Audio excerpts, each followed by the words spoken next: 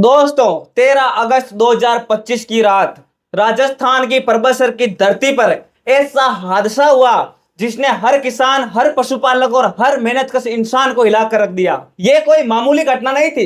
ये हमारी परंपरा, हमारी संस्कृति और हमारे किसान भाइयों बहनों की इज्जत पर सीधा हमला था। परबतसर का श्री वीर तेजा पशु मेला, वही मेला जो सदियों से राजस्थान की पहचान है, जहां किसान उम्मीद लेकर आते हैं, जहां पशुपालक अपनी मेहनत का फल बेचते हैं, जहां व्यापारी देश भर से आते हैं। यह मेला सिर्फ व्यापार का केंद्र नहीं है, यह हमारी सांस्कृतिक धरोहर है। लेकिन इस बार क्या हुआ?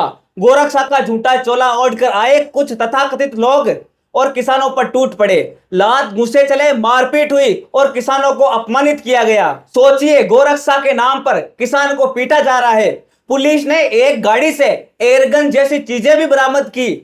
क्या ये गोरक्षा है या फिर ये फर्जी गोरक्षा के नाम पर गुंडागर्दी है? हमारे किसान भाई जो सुबह सूरज निकलने से पहले खेत में जाते हैं, जो पसीने की हर बूंद को धरती पर गिराकर अनाज उगाते हैं, आज वही किसान अपने हक के लिए, अपने पशु के लिए, अपने सम्मान के लिए तरस रहा है। दोस्तों, ये पहली बार नहीं हुआ है। नागौर का विश्व विख्यात रामदेव पशु मेला याद कीजिए, मेड़ता का पशु मेला याद कीजिए। हर जगह किसान और पशुपालकों को इन नकली गोरक्षकों ने तंग किया है।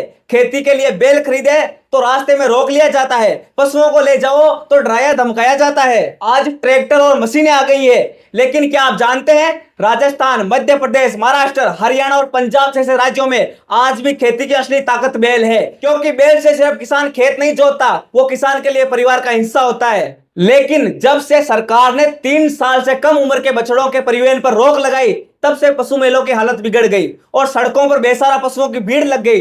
दुर्भाग्य यह है कि यह जब रोक लगी तब किसी ने यह भी स्पष्ट नहीं किया कि बछड़ा और बैल की असली परिभाषा क्या होगी। मुख्यमंत्री भजनलाल शर्मा जी, आपने विधानसभा में कहा था कि आपने खुद परबतसर मेले में से बैल मालगाड़ी में लेकर आए थे। तो अब राजस्थान पूछ रहा है, क्या आपको अपने किसानों और पशुपालकों की चिंता नहीं है? क्या यह वही परबतसर मेला है जहां आज किसान खून के आंसू रो रहा है? आपकी पार्टी वोट मांगते समय गाय की दुहाई देती है, लेकिन सच्चाई यह है कि 2000 से ज्यादा गौशालाओं का 1000 करोड़ से ज्यादा का अनुदान आपकी सरकार की फाइलों में अटका हुआ है। नतीजा यह है कि गायें भूखी प्यासी सड़कों पर तड़प रही है, प्लास्टिक खा रही है, दम तोड़ रही है और उधर नकली गोरक्षक किसानों को परेशान कर रहे हैं। अगर सच में गोरक्षा करनी है तो उन बेसहारा गायों के लिए चारा और पानी का इंतजाम करो, उनके लिए आश्रय बनाओ। पशुपालकों को तंग करके किसानों की इज्जत कुचल कर आप गोरक्षा नहीं कर रहे, बल्कि गोरक्षा का अपमान कर रहे हैं। दोस्तों, पशु मेले हमारी संस्कृति है, ये हमारी अर्थव्यवस्था की रीढ़ है। अगर इन्हें खत्म कर दिया गया